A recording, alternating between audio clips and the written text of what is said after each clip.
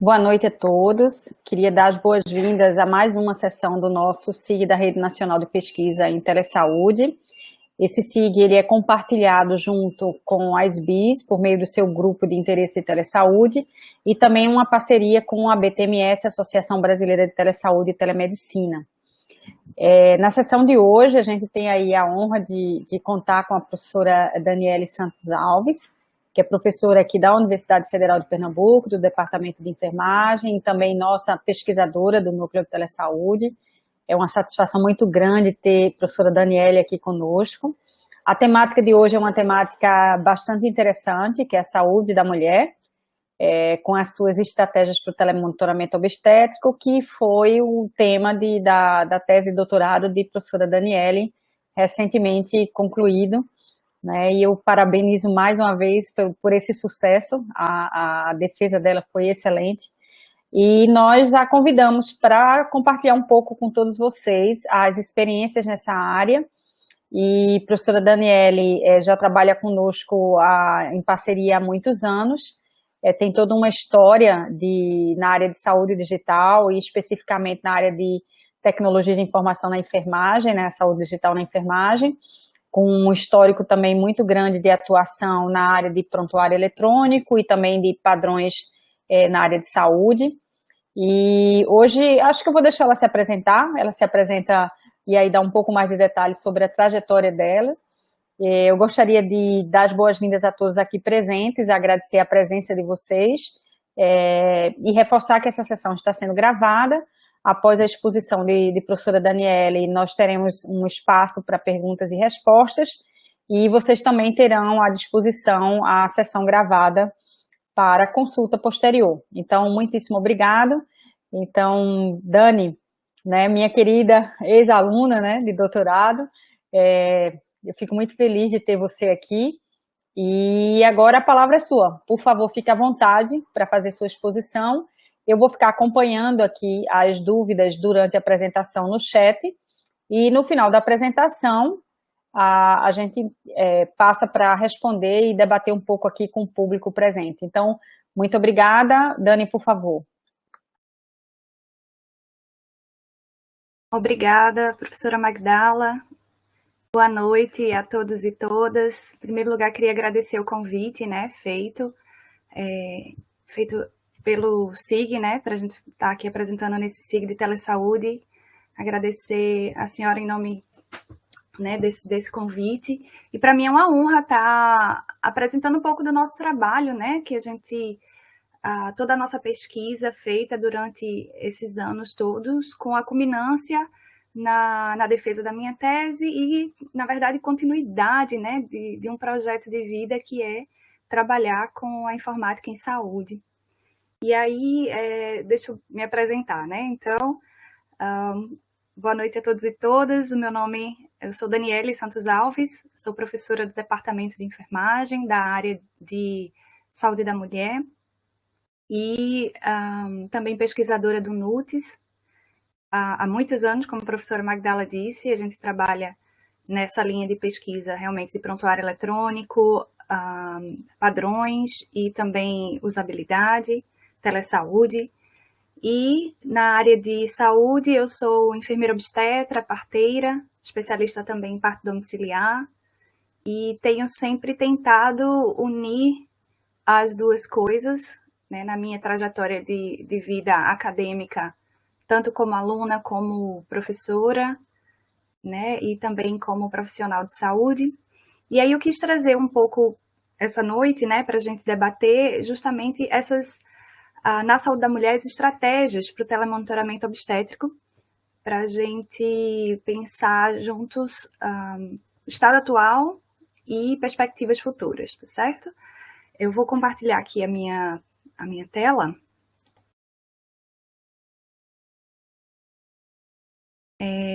Eu vou iniciar a minha apresentação.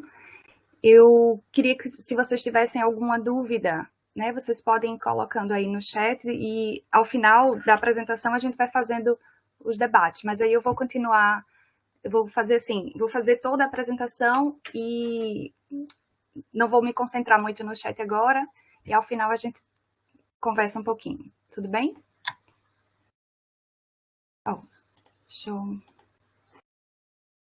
Deixa eu compartilhar aqui.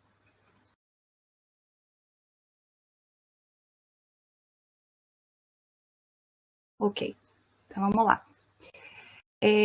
Bem, nessa noite eu queria começar trazendo para vocês uma pergunta, né? Então, qual é o caminho que devemos percorrer para ter sucesso na implantação de um sistema de telemonitoramento, né? E aí, para a gente responder essa pergunta, eu trouxe aqui, né, dois grandes aspectos que a gente precisa estar atento. A gente precisa, para obter esse sucesso na implantação, a gente precisa de sistemas de telemonitoramento que sejam com informação baseada em conhecimento e também tem a questão do compartilhamento. E aí, quando a gente fala em informação baseada em conhecimento, a gente pode detalhar isso, né, na análise do contexto obstétrico, dos guidelines, as lacunas na informática em saúde que a gente tem, os aplicativos e o estado da arte. Então, e aí, quando a gente fala na parte de... Eu queria, nesse sentido, trazer vocês para percorrer comigo esse caminho, né, com essa gestante, esse casal, né, percorrer esse longo caminho durante todo esse processo gestacional com relação a essa informação que é pertinente ao seu cuidado. E aqui a gente vai percorrer esse caminho em 10 tópicos relacionados à informação e a esse compartilhamento. Então, o primeiro tópico que eu trago é relacionado ao contexto obstétrico, né?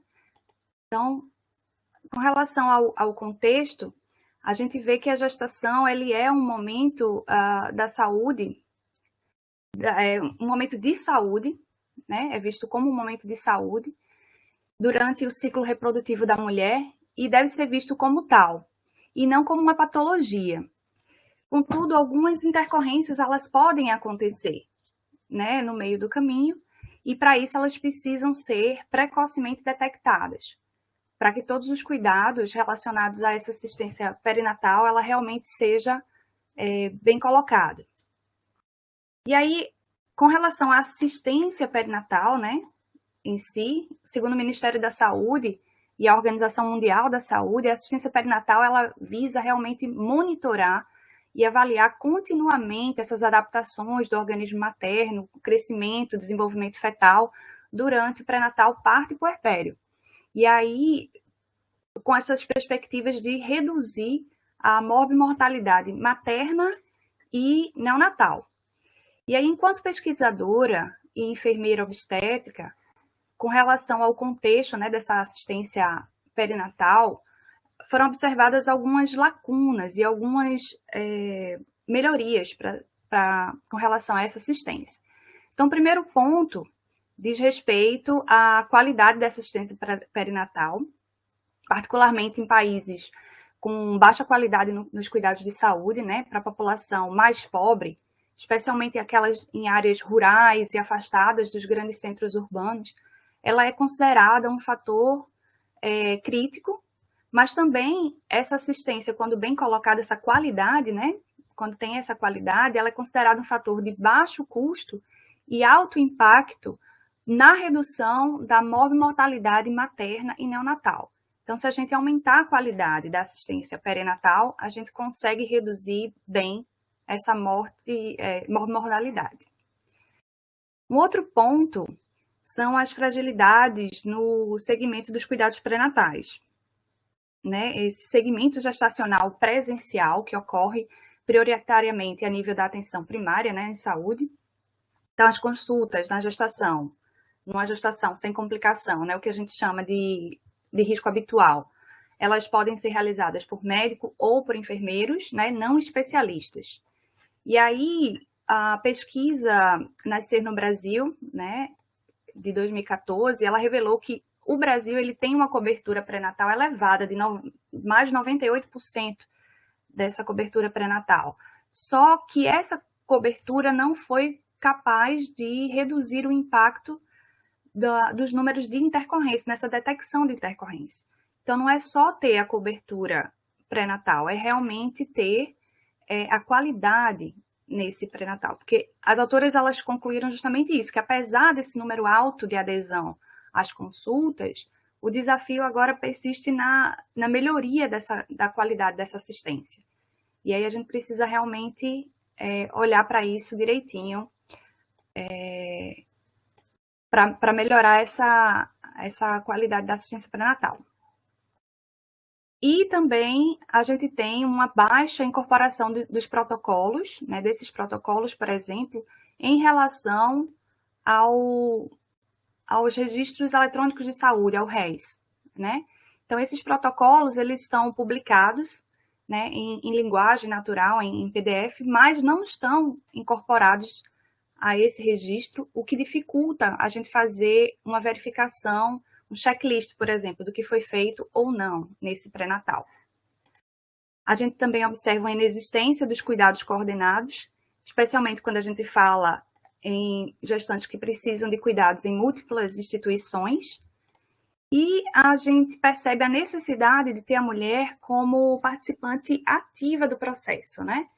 Então, ela realmente precisa ser ativa, participar das suas consultas, reportar sinais e sintomas e estar realmente empoderada do seu processo gestacional.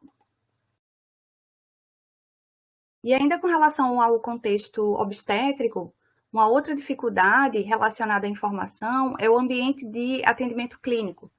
As interações de atendimento presenciais, elas são aqui representadas nessas setas azuis, né, que eu coloquei aqui. E a mulher, eu coloquei ela no centro, a gestante ali no centro. E ela pode passar pelos 3 locais de atendimento. Então, ela pode ir pela atenção primária, secundária e terciária, né? E como a maioria dos ambientes de saúde, né, do mundo real, ele tem pouca capacidade de compartilhamento de informações. Então, hoje o que acontece é que o próprio paciente, ele é o único meio de compartilhar essas informações entre as unidades e os serviços.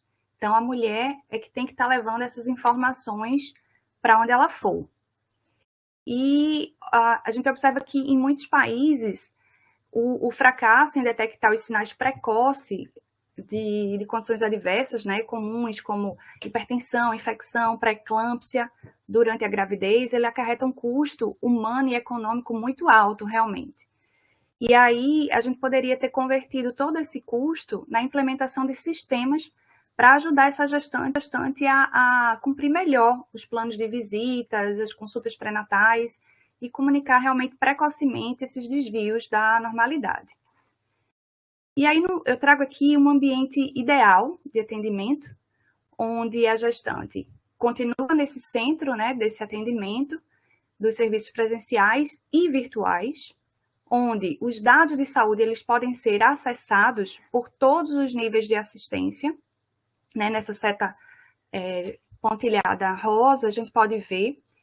Então, a informação ela circula por todos os níveis de assistência, de maneira compartilhada e síncrona, e aí a gente pode utilizar o registro eletrônico de saúde acessando plataformas, né, de telemonitoramento. Então, a gente pode usar celular, tablet, o computador, um desktop, enfim. E com base em estudos preliminares e na revisão de literatura que a gente vai falar um pouco mais, a gente viu que o telemonitoramento dessa assistência perinatal ela vai surgir como uma alternativa promissora para ser incorporada ao RES, mas ainda com alguns desafios para serem superados. Mas, afinal de contas, o que é esse telemonitoramento obstétrico, né? Então, o telemonitoramento obstétrico ele é caracterizado pela verificação periódica de parâmetros fisiológicos maternos, fetais, como, por exemplo, frequência cardíaca fetal, a pressão arterial da mulher, que é feito usando tecnologias da informação, né, de comunicação, que pode usar dispositivos móveis, telefone, internet, e esse acompanhamento ele pode ser feito tanto durante o pré-natal, parto e também no pós-parto. E aí nele a gente vai ter o registro de sintomas, né, ou sinais vitais, e preferencialmente no formato padronizado, para ser incorporado ao registro eletrônico, para que a gente possa integrar essas informações a outros sistemas. A gente também tem ele pressupõe, né, a transmissão de dados de saúde de forma manual ou automática, né, ou quando a gente insere realmente no sistema, automática, quando a gente está utilizando algum dispositivo, né, externo para capturar esses dados, que pode ser feito tanto pela gestante quanto por um profissional de saúde. E esse serviço, ele tem potencial para agregar qualidade ao cuidado prestado a partir da detecção precoce de agravos, prevenção de intercorrências, possibilitando uma intervenção local, para a gente qualificar os encaminhamentos nos diferentes níveis de complexidade, evitando que essa mulher realmente passe muito isso, né? Então, e a gente está vivendo um momento muito peculiar, né, na história da humanidade, que é esse contexto da pandemia do Covid. A gente percebeu, né, durante esse período da pandemia, as consultas de pré-natal, a gente teve uma negligência da consulta de pré-natal, o que levou a um aumento de morte materna. A gente viu muitas mulheres desassistidas, repentinamente foram canceladas todas as consultas, e aí, resultado, essas mulheres desassistidas não tiveram como reportar esses sinais e sintomas serem precocemente detectadas, e a gente viu muita mulher falecendo de problemas obstétricos, né, também, além do próprio Covid em si. A gente viu também foi uma oportunidade da gente perceber a importância das consultas online, que a gente vinha debatendo muito na telesaúde, e finalmente teve que ser implantado, né? E o uso da telesaúde realmente como um instrumento primário de cuidado, né? E a necessidade do empoderamento dos usuários com relação aos seus dados. A gente percebeu a necessidade dos usuários fazerem a troca de dados com esses profissionais de saúde, autorizar essa troca de dados. E aí é onde surge a necessidade da utilização dos padrões de informação. Por que eu estou trazendo tanto esse tópico? Porque é a utilização do padrão, que vai nos permitir justamente o compartilhamento dessas informações através dos vários níveis de saúde. E a gente percebeu também, nessa pandemia, a utilização de vários dispositivos móveis para captura de dados. Então, muita gente, houve uma procura muito grande, principalmente por oxímetro, né? Então, muita gente utilizava o oxímetro para dar esses parâmetros para o médico do outro lado durante essa pandemia, tensiômetro, termômetro, enfim. A gente percebeu a importância da utilização desses dispositivos e a reflexão sobre a necessidade das consultas presenciais. Então, a gente também viu muita triagem, vamos dizer assim, dos atendimentos, né, que deveriam realmente ser presenciais e acelerar esses atendimentos de forma online, por exemplo. E aí, com relação ao segundo ponto de informação baseada em conhecimento, são os guidelines que a gente precisa estar atento. Então, a gente sabe que a prática clínica ela é norteada pela utilização desses protocolos, né, baseados em evidências científicas, para especificar parâmetros, né, para serem analisados, com vistas à melhoria dessa assistência à saúde. Contudo, muitos desses protocolos, eles estão em um formato que não podem ser incorporados ao registro eletrônico de saúde tão facilmente, eles estão em meio digital, por exemplo, um PDF. E apesar da utilização de um registro eletrônico em algumas instituições, a gente percebe que cada etapa desse processo de assistência perinatal, ele ainda é visualizado separadamente. Você não consegue ver a integração dos vários profissionais. A gente tem lacunas, né, na informática em saúde. Nesse sentido, o registro eletrônico de saúde ele surge como uma tecnologia digital fundamental para assegurar esse cuidado. E a gente tem algumas lacunas que eu vou trazer aqui para vocês. Então, a primeira delas em se tratando do atendimento à gestante, né, durante o acompanhamento pré-natal, ela é vista por vários profissionais em várias instituições, né, esse atendimento multidisciplinar em várias instituições. Contudo, esses protocolos não incorporados ao registro, como eu falei, dificultam essa continuidade do cuidado prestado, né, já que essas informações elas estão sendo passadas de forma escrita ou verbal e o paciente às vezes não lembra. A gente tem a falta de interoperabilidade, né, e modelos de dados privados, ou seja, as instituições cada uma tem o seu prontuário eletrônico e a gente não consegue, né, são chamados silos, né, eles são vistos ainda de formas separadas, como ilhas, né. A gente tem a dificuldade de não ter a representação desses processos clínicos de uma forma clara, computacional. O software ele é desenvolvido, em geral, por profissionais de TI, com participação limitada de profissionais de saúde, que acarreta problemas na incorporação desses processos clínicos, muitas vezes. Os formalismos disponíveis, eles são limitados, né, para representar essa complexidade da saúde. E a gente tem aplicativos centrados apenas no profissional e não envolve a mulher. Então, a ideia seria realmente desenvolver aplicativos que ela conseguisse estar. E aí, falando em aplicativos, a gente vê, na verdade, nas lojas virtuais, a gente vê um boom de aplicativos. Temos vários, alguns muito bons, inclusive, com informações científicas, né, baseados em informações científicas, mas a gente vê também que eles são fragmentados, porque cada aspecto de saúde é visto separadamente. Então, um é para contador de contração, o outro é para pré-natal, o outro é de educação, e esses aplicativos, eles não têm uma continuidade no cuidado. Então, e será que esses computadores eles são capazes realmente de entender o que queremos fazer ou sentirmos? E o ideal seria realmente que a gente tivesse um aplicativo onde a mulher pudesse ter uma espécie de diário, que ela conseguisse ir colocando no seu dia a dia e pudesse ir informando para o profissional de saúde e compartilhando com quem ela quisesse essas informações durante o pré-natal. E falando nesses aplicativos, a gente fez uma pesquisa no estado da arte, né, em relação à literatura.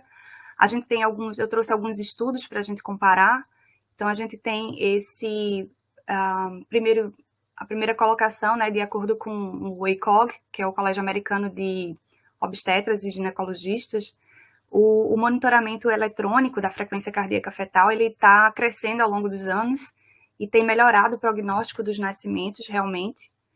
A gente tem alguns estudos feitos, a exemplo desse primeiro estudo, né, de 2015, onde eles identificaram a avaliação das frequências cardíacas maternas e fetais associadas, né? Ele pode ser um ótimo preditor para a identificação precoce de intercorrência fetal, para a gente evitar mortalidade fetal.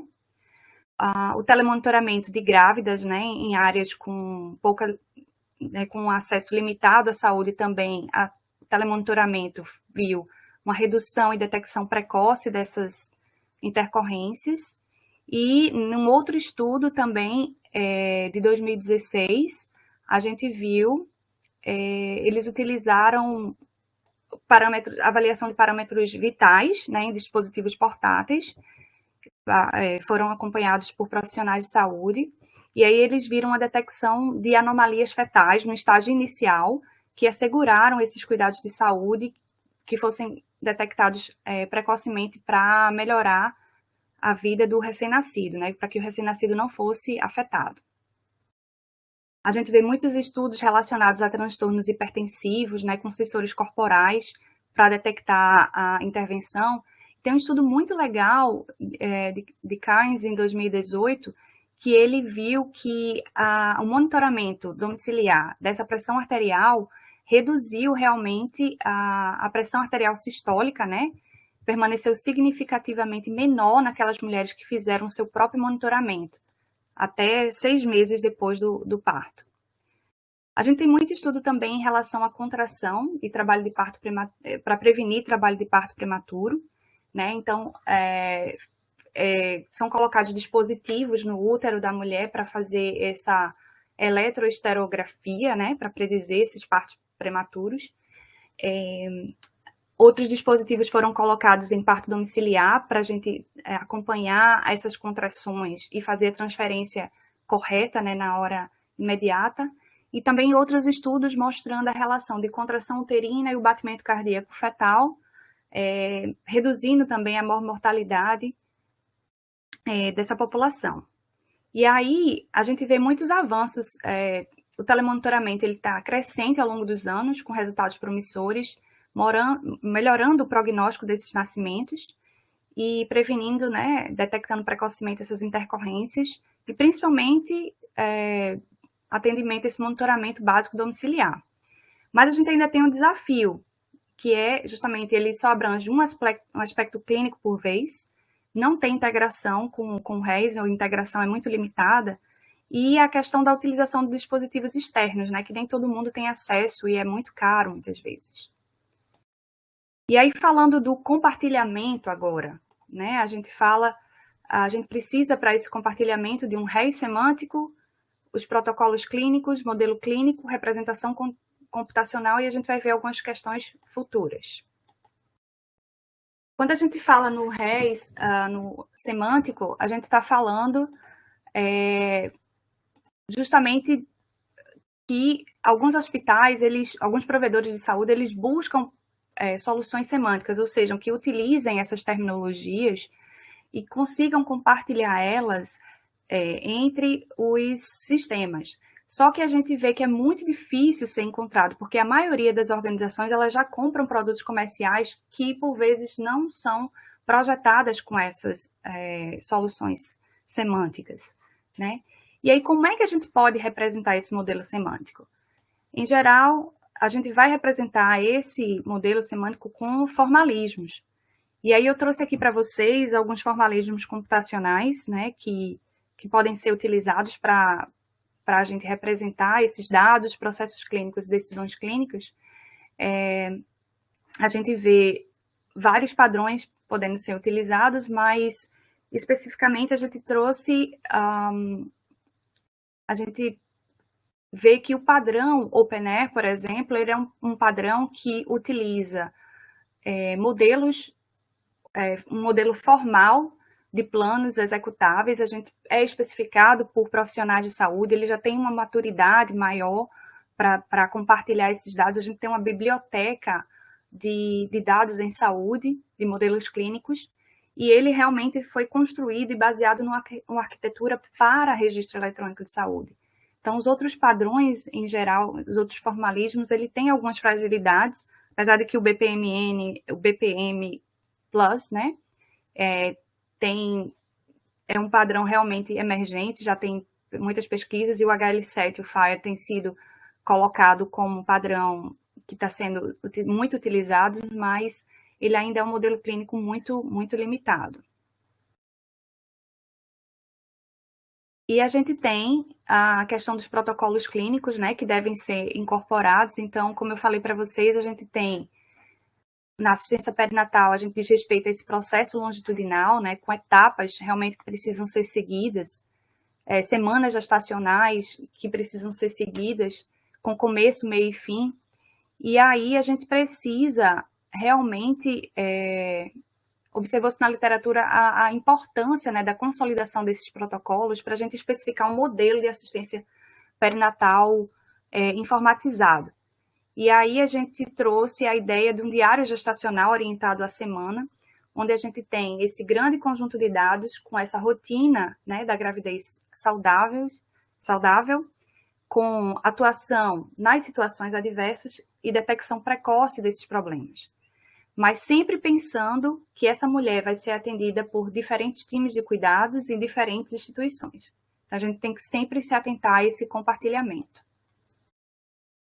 E com relação ao modelo clínico, né, a gente propôs na nossa tese a utilização do método KSWT, que ele é um desdobramento do método Design Science Research, voltado para a área de informática aplicada à saúde, e a gente estabeleceu esse método KSWT, onde o K diz respeito ao knowledge, né, o conhecimento, o S, o standard, que são os padrões, o T, o template, e o W, workflow, ou fluxograma de trabalho. E a gente vai falar cada uma dessas etapas. Então, a gente trouxe, pensando nessa perspectiva toda, desse contexto de saúde que a gente falou, desse compartilhamento, dessa informação baseada em conhecimento, a gente fez um mapeamento dessa área de conhecimento, né? A gente fez um mapeamento de 16 protocolos clínicos nacionais e internacionais, né? Entre eles o Ministério da Saúde, o OMS, o NICE da Inglaterra, e a gente fez uma consolidação de um mind map com 8 especialistas, né, em saúde. A gente consolidou mais de 2.400 dados clínicos para mapear todo o cuidado perinatal, de pré-natal, parto e puerpério. Depois desse mind map, a gente fez uma correlação na etapa S, né, do standard. A gente utilizou o padrão OpenAir. Então, a gente observou, a gente fez toda a especificação desses dados correlacionando com os arquétipos disponíveis do padrão OpenAir. Só rapidamente falando, os arquétipos, eles são, eles dão esse formalismo para os dados em saúde, não é? Então, a gente percebeu que, com relação à obstetrícia, por exemplo, a gente tem disponível mais de 85% dos dados estavam lá já disponíveis na biblioteca OpenAir. A gente só precisou, a maioria era genérico e 23% obstétrico, e a gente precisou fazer alguns ajustes e propor novos arquétipos, mas a grande maioria já estava lá disponível. A gente trabalhou também com o fluxograma, então a gente incorporou todos esses protocolos e fez o desenho desses fluxogramas, utilizando o task planning, né, que é o formalismo da OpenAir.